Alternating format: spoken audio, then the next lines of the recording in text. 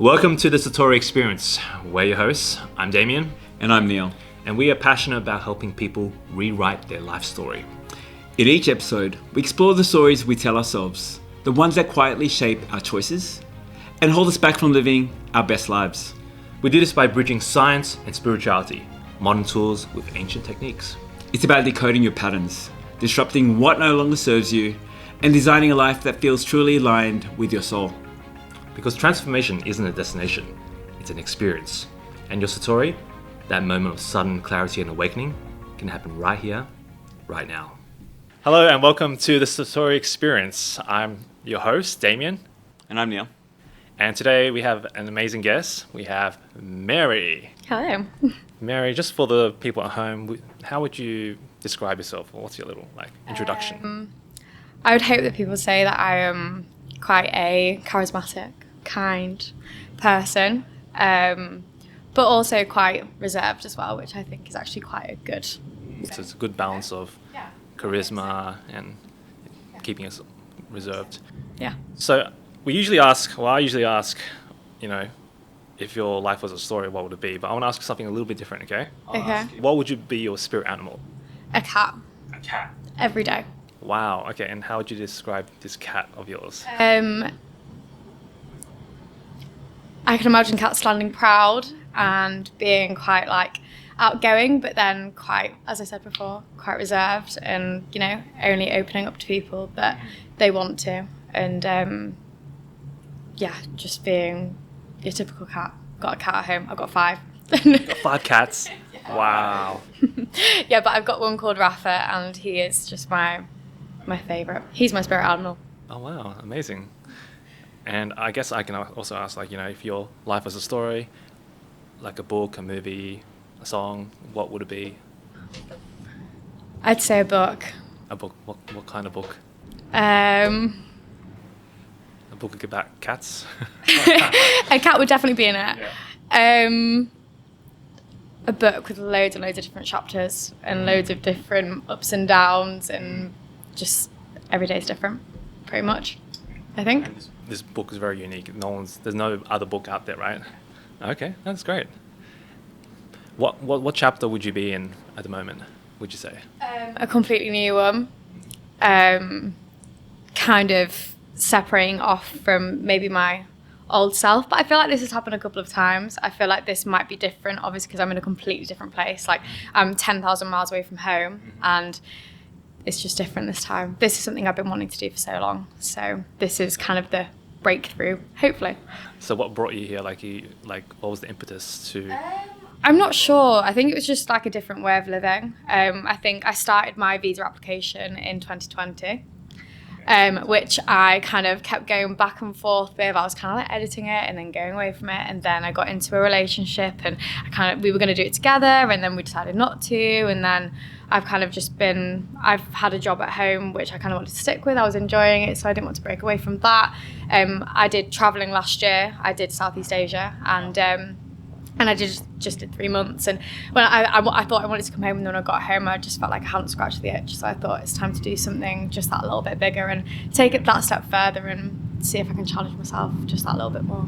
So, for clarifying for people who aren't aware, you are you're in the UK. So I'm from a little town near Leeds in North Yorkshire called Harrogate, and it's a very small town. Everybody knows each other. It's there are downsides and upsides of it. I mean, everybody knows your business, but then you know everybody else's business, and I've grown up with some really, really great friends that I truly miss. So it's a blessing. And you're in Sydney now, by the backdrop. Yeah. This is not. It's not fake, by the way. It's real. So yeah, you've had the journey, and I've done numerology for the year. So there's a thing called the personal year. It's the energy for your whole year, and the way you calculate it is from your birthday. So the 26th of January. So 26 is 2 and 6. You add that up is 8. Then January is a 1. So it's 8 plus 1 is 9. then the whole year is a 2026, and that reduces to a 1. Basically, you're in a year 1. And that is really a new beginnings year. It is a fresh start. You talked about embodying something new, taking on a new energy, and you're in line with the personal year. Did you know you're in a year 1? Yeah. Oh, cool. Wow. Okay. Wait, you do numerology? No, I said I know that I've been new because of you. Yeah, you're feeling this new energy coming through. I feel it, yeah. Amazing. Yeah, and then the past year would have been a lot of introspection, letting go of things that don't serve you. It's year 9. It's about closing and wrapping things up, making space for new things. Is that what happened for you? Yeah, for sure. Awesome. Yeah. Any significant things that happened in the last 12 months? Finishing work with my job that I was looking after a 5-year-old. I've been there since she was about 8 months old. I was there. That's my longest time I've been in employment in one place, which is, I find it hard to stay in one place. I like having different things going on all the time. So letting go of that was a big thing for me. I can't think of anything else for it. Well, going away and realising that it just wasn't enough. I wanted to do more.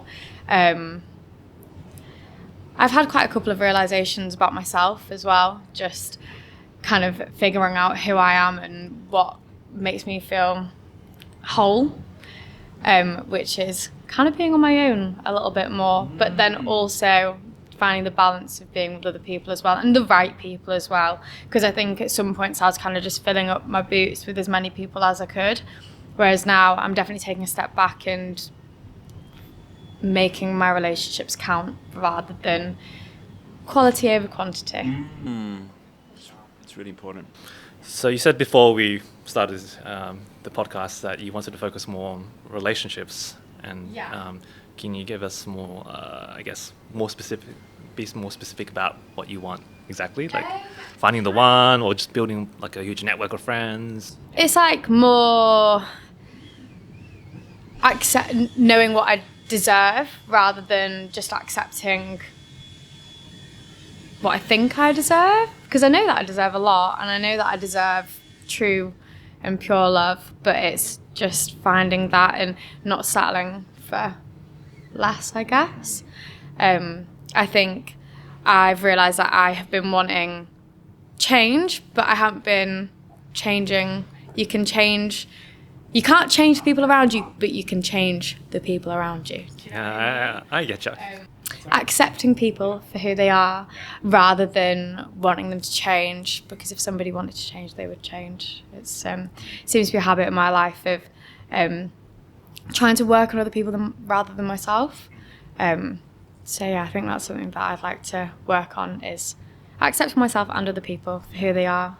Would you say that you have high standards when it comes to relationships? It's more about yourself, like saying who you let in, right? Like, or you just let everyone in, or like you just like very specific? No, I'm not necessarily too specific, but I'm definitely quite maybe naive sometimes, and the people that I let in, thinking that people show me who they are and I don't believe it.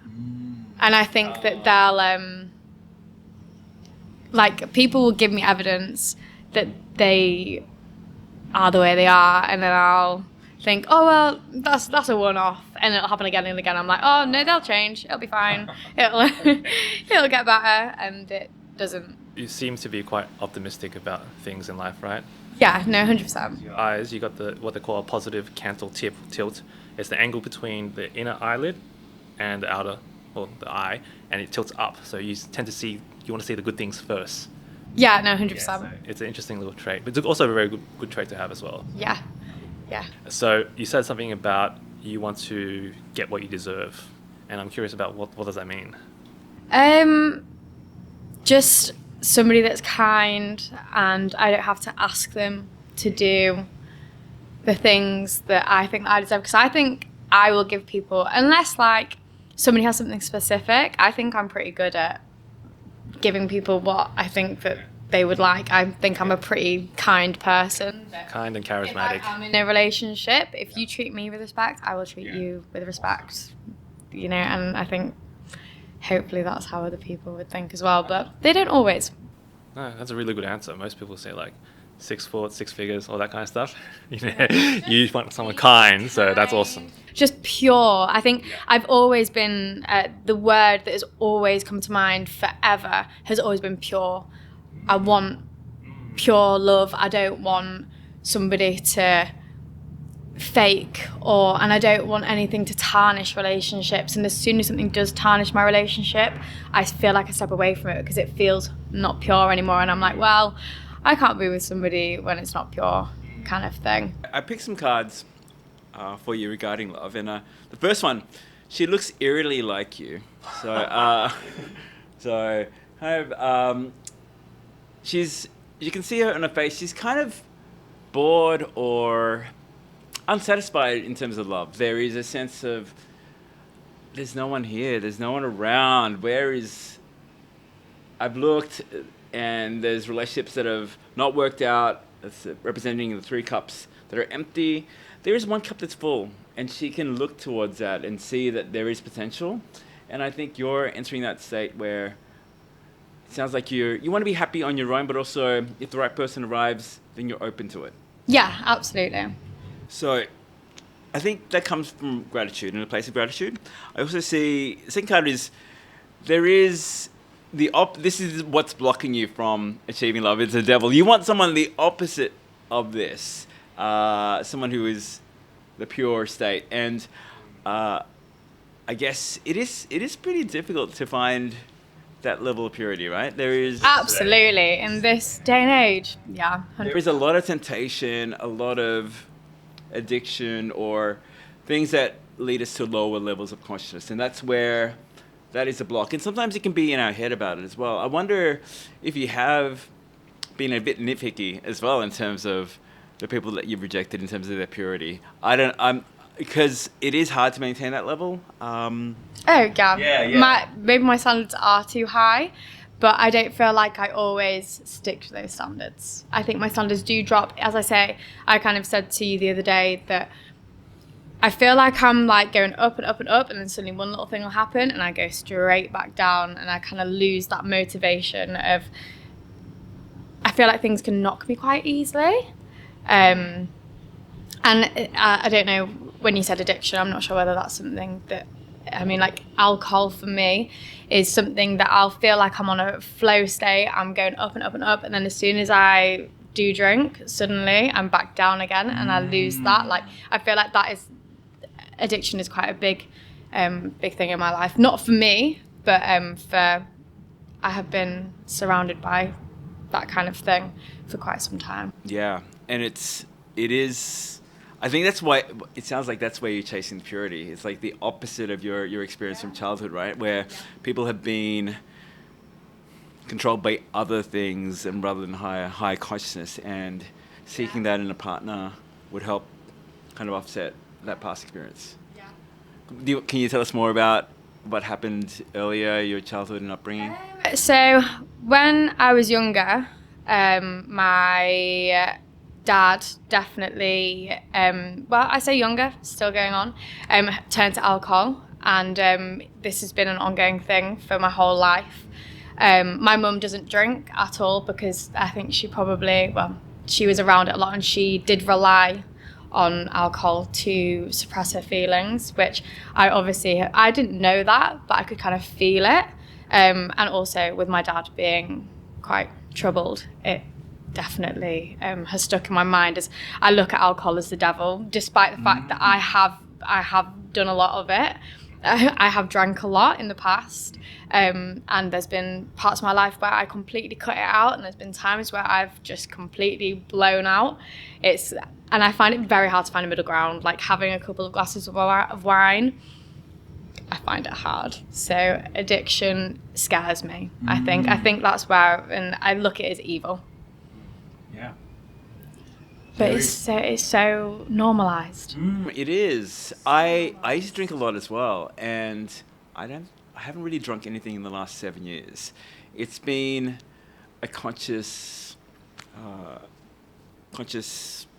part of my life to think about cleansing my body and being clear of those things that don't serve me. And it leads to I think, communities where you can find people who don't drink as well. And yeah, It's becoming more common for people to be conscious of drinking and stuff like that, but I think there's still a massive, what do you call it? pressure or culture.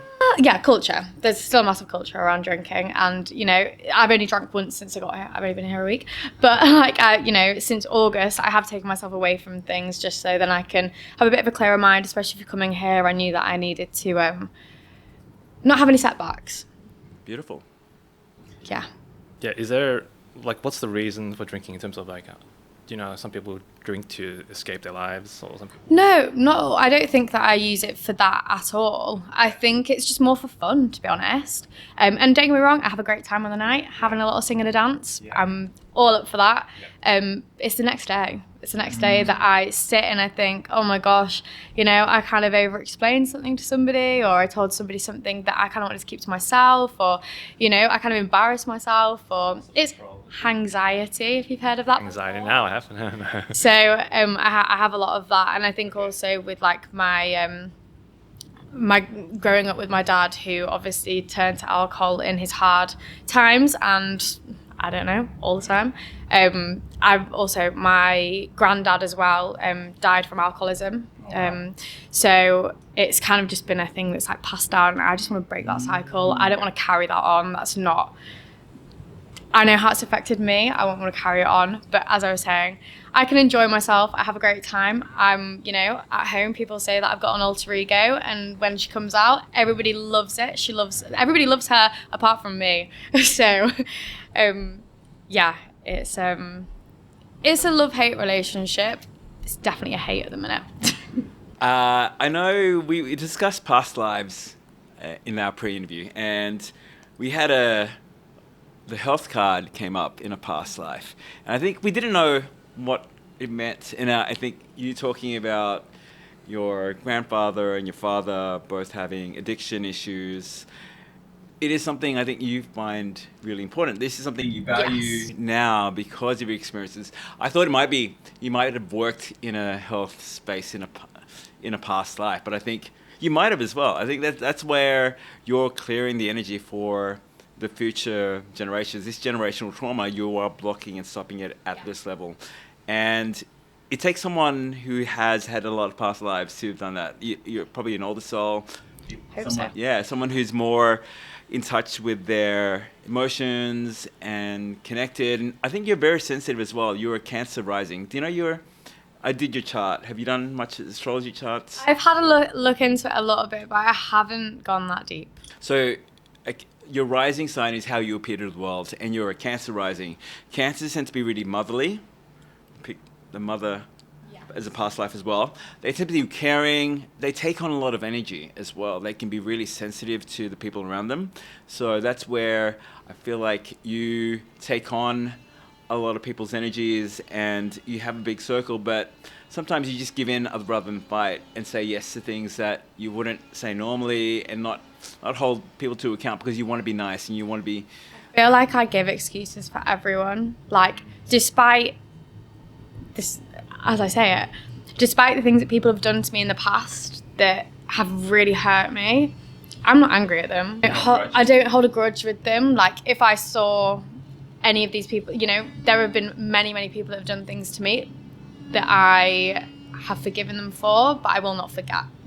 I think, there's been friends that have done things to me that will affect me probably for the rest of my life, trying to work on it. But, when they have asked for an apology, when they've given me an apology, I will always forgive them, and I will say, I forgive you, there's no bad blood. But it still hurts, but I'm not angry at them. I accept it. If there was a common pattern, that would be, what were they apologizing? Was there a common theme or anything you'd say this consistently happens? A few ex-boyfriend. Well, I've had one specific ex-boyfriend who had a bit of a habit of going off with some of my friends, and I have forgiven every single one of those friends.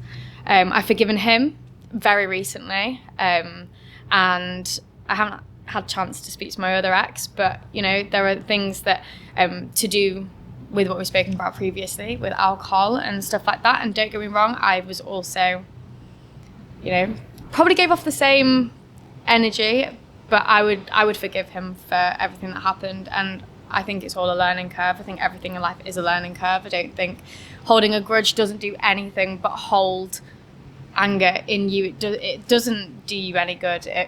If anything, it makes you feel worse than just giving compassion to the situation. I think that's like, I try not to hold anger. How about yourself? How do you view yourself within those? Are you kind to yourself? Do you go?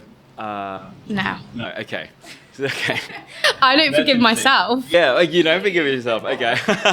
Wait, I can't tell. Is that a joke? No, I don't forgive myself. I try to. This is what I'm working on at the minute, is trying to forgive myself for maybe acting the way that I did sometimes in those relationships. Like, because I've screamed and I've shouted. And I mean, this past year or two since I haven't been in like a proper relationship, I haven't screamed and I haven't shouted. And I don't recognise that person that I was back then. But I still don't fully forgive myself for the way that I, not that I did anything particularly wrong to these people, but when I look at it, I just don't recognise that person sometimes. And I think like, because I don't embody that person, I feel like I can't forgive that person, which is me, which is weird, if that makes sense. But you don't embody that part of you. What do you mean by that? Like, I don't feel like I am that person, but I know that I did it because I was there. Yeah. Do you know what I mean? Kind of. I mean, it is. I feel very disconnected from that person. How would you describe that version of you, that person? Angry, scared, worried. Yeah, I mean, I used to do the same when I was younger as well, just like lash out over things that didn't need to be lashed out over. And I think now, like, and I mean, I'm sure there'll be other times in my life where I do get annoyed at stuff and I look back and I think, why was I even annoyed at that? I think it's just like taking yourself away from it, and it's working on not doing it again and not letting things affect me so much in that moment in time, because I've definitely lost my cool. Was that when you were a kid as well, with your parents and your siblings? Yes. Yeah. Oh my gosh, yeah. With my brother, I used to... he had a hard time. Younger brother? Yes. Yeah. And how do you view that version of yourself? Like, what age were you? What, when with my brother? Yeah, with your brother. Oh my gosh. I think all siblings fight, but I think I must have... I'm 3 years older than him, so... Well, 3 or 4, depends when it is. But it must have been from when we were like, I don't know, 6 or 7 until like, maybe like 15, I think. And even now, I still kind of like, when he comes into my room, I'm like, go away. Like, why are you here? But like, as I was looking at my birthday thing, my birthday page, and he is on my beneficial relationship. Oh, that's good. Yeah. So yeah, my mum's on my loved one. Nice. So he is beneficial. I just don't think that I'm quite ready to open up to him yet. Like I don't think I'm ready to really open up fully to anybody. Anyway. What would it take to open up? Like, what would someone need to do to, I guess, earn your trust or let you in? I don't know. I'm so mistrusting. I'm so mistrusting. I think everybody's got like some ulterior motive. I think I'm always kind of like, why are you being so nice to me? Like, what are you getting? What do you want out of this? But so I fall for it anyway. Yeah. Like, I wish that I didn't. But in that moment when you feel like you're connecting with somebody, I feel like I do open up, and then when I step away from it, I'm like, what did they want from me? And I don't think that about my brother at all. I think he does have pure intentions, but it's almost like maybe like embarrassment.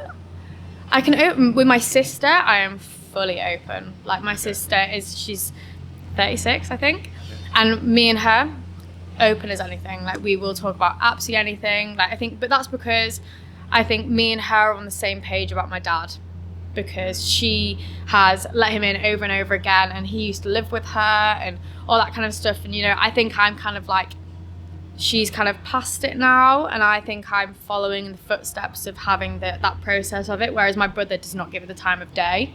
I think he's more angry about it than anything. I think I'm more compassionate, he's more angry. I don't think that me and him see eye to eye on the situation, because I think, and the same goes for my mum, who has had really bad mental health for the past, I mean, it's been very on and off my whole life, but this past year she's had a really, really hard time with mental health, and my brother definitely sees it as he's angry and doesn't want to listen, and I'm the same sometimes, but I think I'm coming out on the other side of giving her compassion.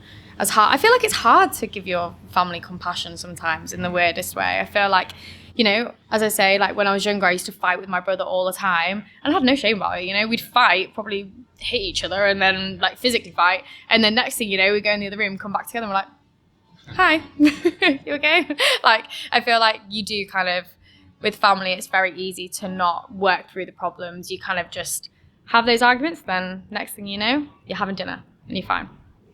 So I think maybe that's just the habit that you get into. Yeah, so you talked about your dad and he struggles. He's kind of like the devil for you. In terms of like... Does it look like him? No. Sadly not. Okay, and being the only male role model you had growing up, that's right? Yeah. So you didn't have any really good male role models. No. To see what you'd like to attract in this life. Possible. Yeah.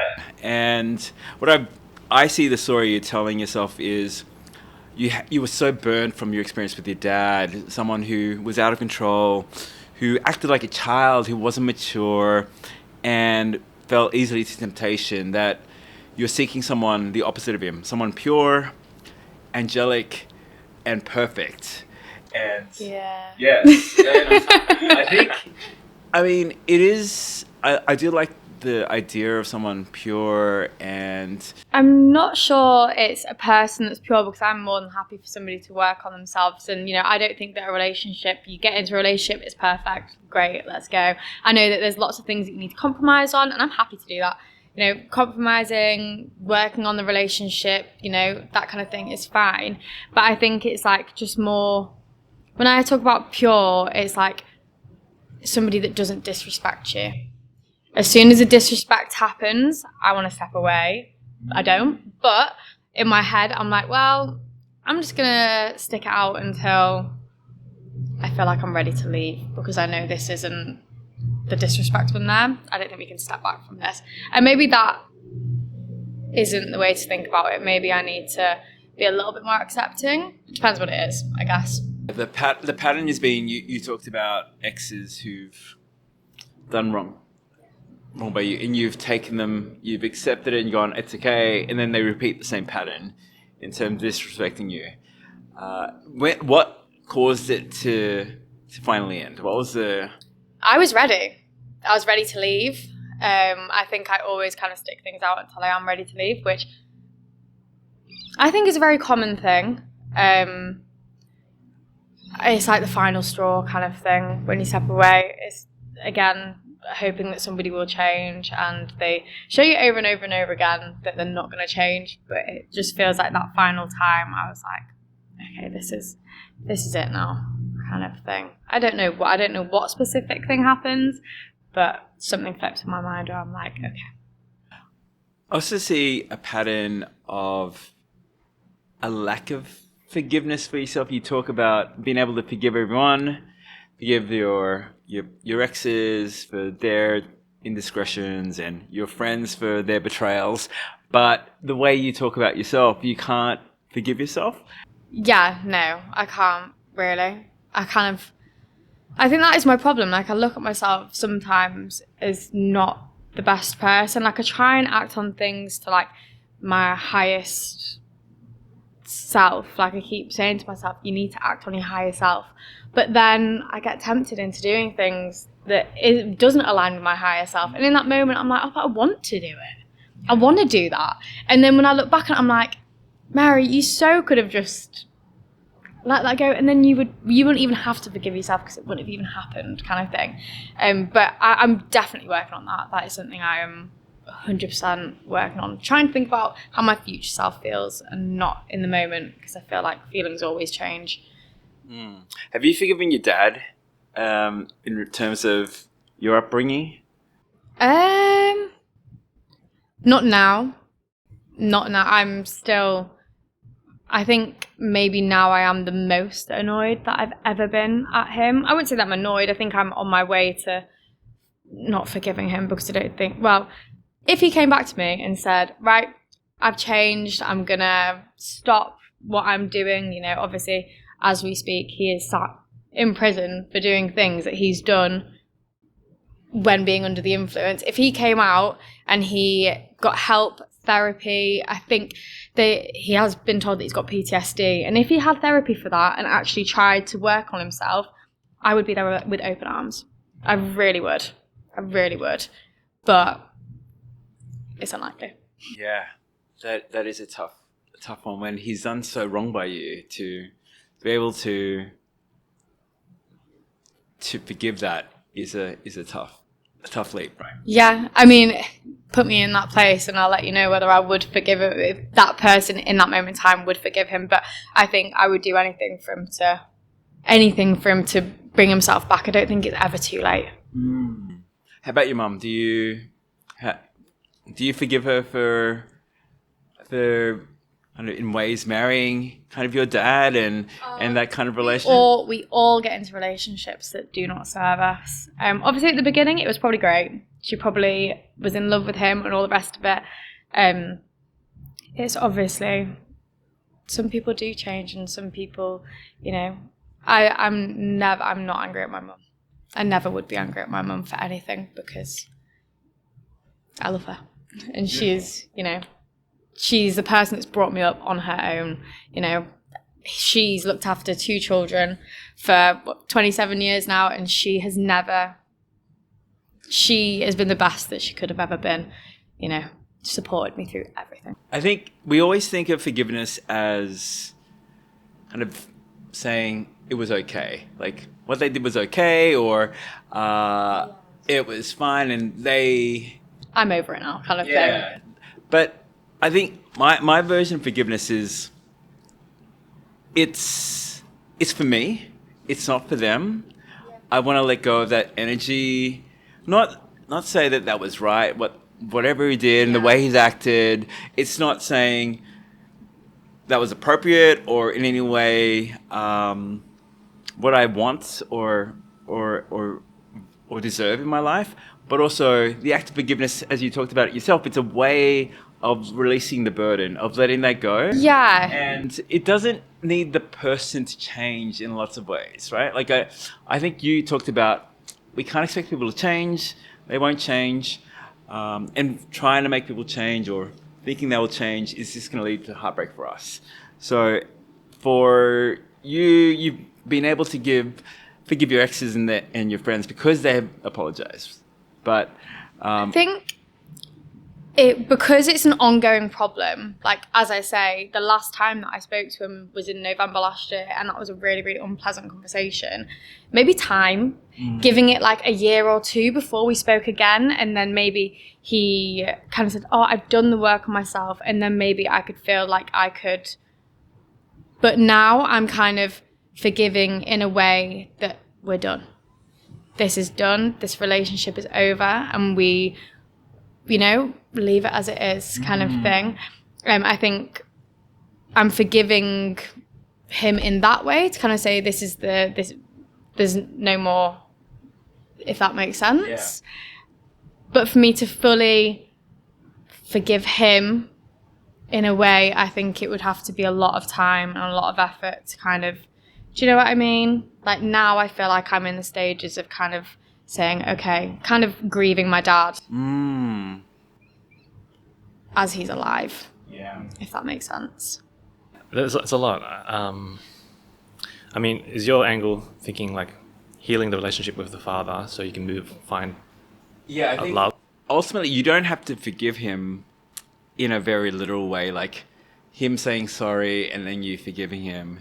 It's more, I think you talked a lot about how you can see compassion for his upbringing. He didn't have the tools for it, and he was just passing down a lot of the trauma to you, and you're the person who's breaking that cycle. But in lots of ways, there's still a lot of, I still sense anger. There's like anger there. You're in that grieving process, you know. There was the denial, there's bargaining, anger, depression, and then finally acceptance. And we go through different stages as well. And it's okay to feel anger. I think it's like justified as well. Yeah. One day I'm angry at him. One day I feel really sad about it. Yeah. One day I'm like accepting of it. And then it ebbs and flows. It comes back and forth all the time. But I'm fully aware of that. I'm fully aware that today I might be angry, but tomorrow I might accept it. So it's kind of like, yeah, as I say, just kind of let it be. Yeah, let them. Let them. Yeah, exactly. Yeah. I want to explore a bit more about the previous relationship rather than the relationship with your father, because obviously that's caused a lot of issues in life in general. So what were the common patterns you've found with your exes? Like, because you said they disrespected you a lot, right? I think with my first one, we were on and off for about 6 years. And that was like my first love kind of thing. And through that, there was, he was disloyal. And that kind of happened again and again. And then by the end of it, like we'd moved in together and everything. And then I kind of stepped away and I was like, what am I doing? I was like, there's been so much disrespect here. Yeah. Like, why are we... This is never going to work. Yeah. When I've got this in the back of my head that, you know, this relationship has hurt me. So yeah, that was kind of like the problem there. And also I was young as well. Like, you know, like he'd do like the slightest thing and I would lose it. Like, do you know what I mean? Like, it was also me being way too sensitive and way too emotional about things. Like now I think I can step back, and if I had that relationship now, I would be a completely different person. You know, my reactions also were probably the problem as well. And then in my next relationship, there was a lot of alcohol involved, and I definitely looked at him to be like, well, I don't want you to end up like my dad. And I was kind of like trying to stop him from drinking, which made him want to do it more. And like even when we both had a drink together, like we'd always end up arguing and falling out, and it was very like push and pull kind of thing. And you know, I was always like, why don't you love me? And he was like, but I do. And I was kind of like, it was kind of like I wanted more and more and more and more and more reassurance, whereas I was pulling and he was just pushing away. And it was just like a whole, it was about 2 and a bit years where we were just like a bit of a push and pull kind of thing. And there were things in that relationship where I thought I was going to get married to him and all that kind of stuff. And, you know, it was like a push and pull thing. Like, you know, he'd be there like, I want to marry you, I want to have this, I want to do this. And then the next minute it's like, yeah, but I'd rather go out with my mates and drink and not come home till the next day. It was a very like, as I say, push and pull relationship. And were they the 2 main relationships or the more? Okay. Would it be fair to say that these relationships, the guys were in it that were similar to your dad qualities, right? One of them definitely, and the second definitely, but then the first, completely different people. Okay. Completely different people, but maybe me the same. Maybe I was, as I say, I haven't quite forgiven myself for the reactions that I had given to some situations. I should have just let them. Yeah, you can also correct me if I'm saying, like, you know, the attachment theory framework I was talking about before, it sounds like there's an anxious-avoidant attachment style. So it's called disorganized. It's when sometimes you want that closeness, sometimes you want that distance. It's like, and it stems back from our childhood when we didn't get that consistent love in us. So it was very, sometimes on, sometimes off, sometimes on, sometimes off. So I'm hearing that in your language as well. There's this on-off dynamic, which creates attraction as well. But as you can imagine, it's very toxic. Yeah, absolutely. Absolutely. So I was just trying to see if there's a pattern between the people you've dated or attracted to, because when we tend to be attracted to people that remind us of our parents, not because we want to be with our parent. We want to, the part of ourselves that wasn't healed during childhood wants to repair the relationship. It uses it as an opportunity to make things right, make things better, because when we were a kid, we were powerless and we didn't have any knowledge, wisdom. So we tend to find partners that resemble our parents to complete the story, so we can feel that sense of peace or familiarity at the same time. So I'm not sure if that's resonating with you. Yeah, no, I can see kind of wanting somebody to look after me and kind of, be that like stable person, like when it does ebb and flow and things do go wrong and then they go right and kind of thing, like maybe it did feel familiar and maybe I have rejected relationships in the past because they have felt too peaceful. I think that definitely is, I kind of look for things that do feel a little bit, but it kind of resonates with my career as well, I like having two different things at the same, like I was doing cleaning and I was also working in an office, like doing 3 days doing cleaning then 2 days in an office. Like I get bored easily. So I like the change. I like things feeling different every other day, which definitely need to work on enjoying peace. Yeah, that's my challenge to you, as in, if when you do find the one or someone that, you can have a long-term relationship, what happens when it gets boring? Exactly. I don't know. That's I don't know. Yeah, I think it's about healing that part of yourself. Maybe you definitely done a lot of work and you're trying to heal that part of yourself. But I think that's that version of you, the younger version that is still wanting that validation or love from a certain parent. I don't know. It's like that needs to be cleared before you can move on to like a healthy relationship. Because if that's not healed, if it's still up in the air, it's still turmoil, it's that part of you, the young version of you, is just going to keep looking for out, subconsciously attracting these crazy partners, Yeah, no, agreed. Would you say that's the main issue, right? This dynamic with your father mostly that's causing you from having these disrespectful, unhealthy relationships. It's just believing that because my dad was unfaithful to my mum as well, and I think I kind of gathered that from a young age. I'm like, well, why wouldn't that happen to me? Like, why wouldn't my partner do that to me? And I've experienced it as well myself, like personally. And when I'm young and I've probably picked up that there has been moments where my dad has been disloyal to my mum. I don't really feel like, why would that be any different for me? So it's repeating that story that was during childhood. Was he also disloyal to your stepmom? I think so. Okay, yeah. So it was a consistent pattern, both your mum and your stepmom. He's got like 5 girlfriends at a time. Oh, wow. Like easily. Like he's always got a couple of different women on the go. Even to this day. Probably in prison too. Conjugal visits, yeah. Yeah. Yeah, I think we've got the story. Now, this is what we need to work on. Yeah, I agree. I know this. Yeah, you already know. You're very self-aware. I've done a lot of work. Obviously we're not certified psychologists, and like talking about like attachment styles is a complex topic. But there are some exercises or things we can do to address this dynamic you have, like, or this story that's holding you back in relationships. Because like it's never logical. Like our brains, it's never logical. It's always something subconscious, like an emotional thing. Well, it's emotions, isn't it? Emotions get in the way of everything. Exactly. Do you have any good male friends around you? Yeah, I do. Okay. I do. That's good. I think so. A couple. And has there been anything? Is it strictly platonic or? Strictly platonic, yeah. So I guess this is the design part, but it's also a bit of a disrupting.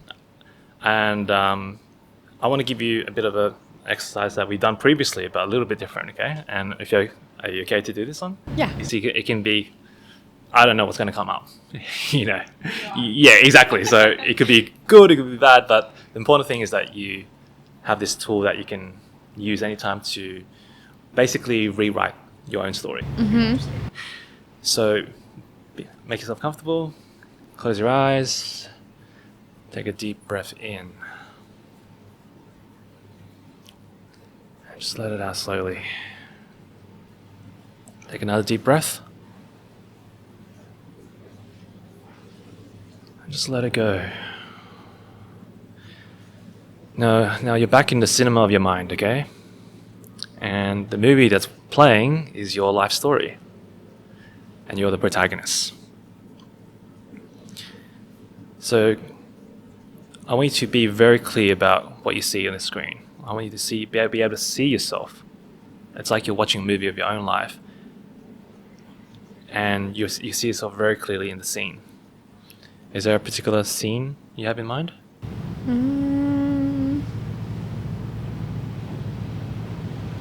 Kind of, yeah, but it's not relevant to what we've spoken about. Okay, fast forward or rewind a little bit to a scene that's relevant in terms of your relationships. Like a scene that keeps playing over, whether that's someone disrespecting you or not trying to get love from someone. And as soon as you have a scene, just lock into that scene. And just be as clear as possible, like see as everything vividly. Okay. Got the scene? Okay. Yeah. Okay. Now you take out your trusty magical remote, and you're curious about, why does this keep happening to me? So I'm going to go back, press the rewind button, and go back to where it all began. Until you have a scene. Do you have a scene? Yeah. Okay. And same as before, just be very clear about what you saw, what you heard, and more importantly, how you feel.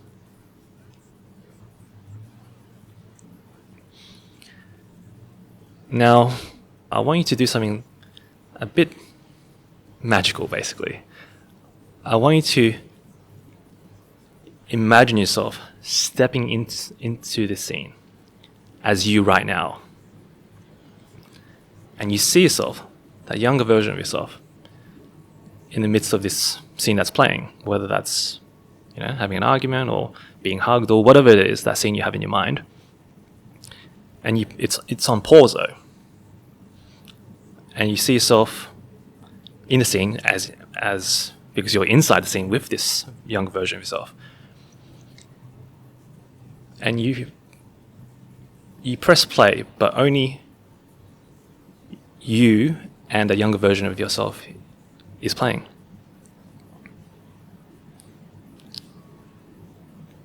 What do you say to this younger version of yourself? You don't have to say it out loud. Okay. I want you to imagine, just tell them what they need to hear. Whether that could be a hug, it could be saying, you're going to be fine, no matter what. Or, I love you. Or, you're worthy. Tell that younger version what they need to hear at that time. Just try to feel what they feel as you say those words to them, as you give them what they need.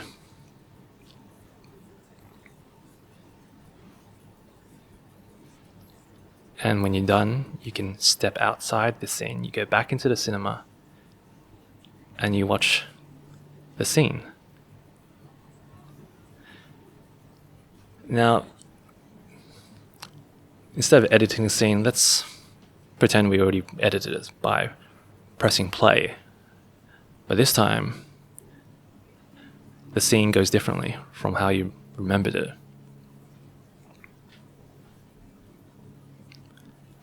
And just watch this new version of yourself, this younger version of yourself, get what they actually needed.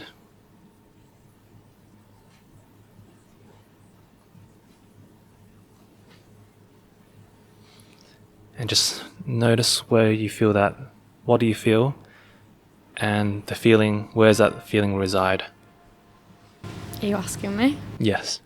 You don't need to tell me. You can actually it might help to tell. More, why I keep forgetting words today. Just a little bit more secure, a little bit more hopeful. And where does the feeling reside in your body? Right now, my heart feels a bit heavy. but it feels compassion for that little girl. Okay, that's really good. And to anchor this feeling, I'm just going to give you a suggestion. You can put your hand on your heart and just say what you said to that little girl. You don't have to say it out loud, but you can say it just as anchor in your mind. And have you said it? Yeah. Okay, you can open your eyes. So the anchoring allows you to access that memory. Anchoring is basically an NLP, neuro-linguistic programming technique, where you feel a certain amount of emotion and you anchor it to whether it's a word or like a action behavior, so you can access it each time. It's like, I know, when your mom cooks you your favorite meal, that smell, it's just like, it brings you back to it. It's the same thing. So when you touch your heart, or and you say that phrase, yeah, it puts yourself back into that compassion towards that younger version of yourself. Mm-hmm. Yeah. She needs that. Yeah. She needs that. A lot of it. So what's important is that you feel something, and now you have a tool where you can access it consistently. You can do the same exercise. It's about giving the compassion to that little girl, and see what magic happens. Yeah, I think that it's quite easy to give her compassion, and it's easy to look after her, but it's just like actually doing it. I don't think it's been something that I've even thought about doing. Like, I was always kind of like, oh, well, I had a decent childhood, do you know what I mean? I grew up with my mum, and she was great, and, I always had friends, and, That's the logical, analytical part. And I never thought about the things that weren't that great, and kind of just like, I just kind of thought other people got it worse, so. I mean, that's a great attitude to have. It's just that little girl version of yourself. Still in here. Still in there, and they don't understand, because people generally just are self-centered in a way, and just in general, and it's like that little version says, I want to feel compassion, I want to feel love. Like, it's still there, and that's probably holding you back in your relationships, attracting certain people that don't have that compassion for you, or that respect. So, but once you heal that, that little version of you, that little girl version part of you, doesn't need to be. It's not taking the wheel anymore, because right now, she's taking. She still wants to fulfill that story. Yeah. Needing the story. I needed love from my father, or whatever it is. So. Yeah. I haven't given her the time of day for a long time. I've been ignoring her. And she's banging the ball. Let me have. I know. Let me come in. I want to feel compassion. So. It's. Yeah. I mean, you seem like a very compassionate. I mean, you are. I know you're a compassionate person, and it's because when you give, it's like people that are very loving or caring or that, it's because they want it themselves. They try to give it to other people so they can receive it. Yeah, it's like your love language, isn't it? You give what you want in return. Yeah. Yeah. So far, I don't think. I mean, I'm sure there's people that have given you compassion or that, but in terms of a loving relationship, I think that's where you need to do that first before you can attract that that partner. So. Yeah, I love that exercise. That was amazing. I also, part of it is like you're integrating the younger version into your version now is really important. But I think what I'd suggest for you going forward is to observe your thoughts, how you're talking to yourself. I know it's easy to beat yourself up and try to improve and be better, but it can be directing the compassion towards your adult version of yourself as well would be a key for sure component. So it's hard to go from being really negative and talking down to yourself to going the complete opposite. So I think a really good step going forward would be just observing it. Next time you start hearing those negative thoughts, just observe it. It's like, and try to think of it like a movie. It's like, now you're a version of yourself outside of that. It's like, why am I talking to myself that way? Or just with approach it with curiosity as opposed to judgment.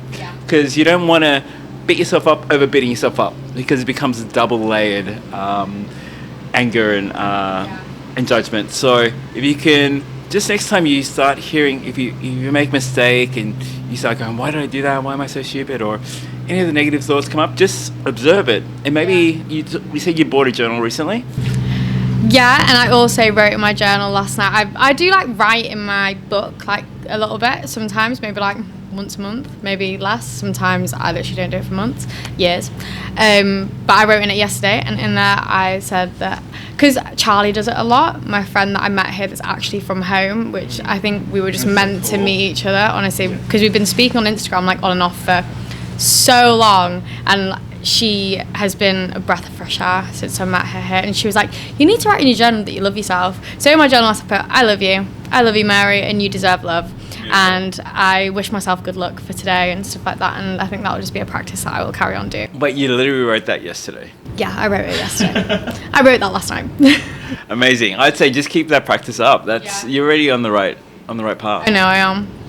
You know that every single time, like what Neil was saying, the voice, being aware of all the voices that come up, like, oh, why did I do? Look, just being aware of that. You know that's not you. It's a little girl version banging on the door. She's the one. Inner critic. Yeah. So it's like when you're hungry. It's like you just need to eat. Like you don't listen to like that version, that instinctual version is not satisfied. It has a need and it wants food or whatever it is. It needs love.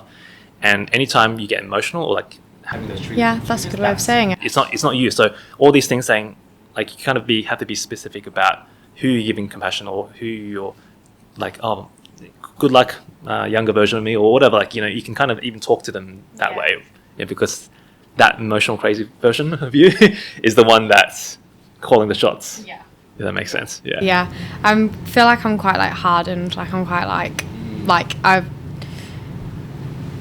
like don't give myself time of day. Like when I'm upset about something, I'm like, get a grip. Get over it, kind of thing. Whereas really I should be like, it's okay. Yeah, definitely. You're okay feeling that way. But really I'm like, I just tell myself to shut up. But now, I guess imagine what Charlie would say to you. What would Charlie say to you in that situation? True. So true. Yeah. What would Charlie do or say? What would Charlie do? Yeah, that's a good meme. That'd be a good question to ask myself. Yeah, I mean, do you have any other questions or thoughts? I think that we covered most of it, like, unless you feel like we haven't done our job or anything. I think you've done pretty well. Okay, appreciate that. Yeah. Well, okay. Well, thank you so much for being on. You are very welcome. Thank you for having me. And is there, if you want, you can plug in your social media if there's any, I don't know, strapping pure lads that want to. It's not Charlie. Sorry, Marinari. If you want to share your social media handle, if you want to. Can I share Charlie's? If Charlie is okay with it. I'm sure I'll let you know if she's not. Yeah. But she's got a channel called The Well and the Being, and she is trying to, bring well and being and making people, look after themselves and all the rest of it. So if you can have a look at that, I would really appreciate that. We'll post the link below. And yes, thanks for watching, guys. And as usual, subscribe, like, all that kind of stuff. And we'll see you guys in the next one. Peace. That's all the time we have for today. Thank you for joining us for the Satori Experience. We hope it sparks some insight and inspiration on your journey. And if you want more of the Satori Experience, make sure you like and subscribe so we can give you the best experience possible in the next one. And if you know someone that can benefit from this, please share this episode. It's great karma. We'll see you in the next one.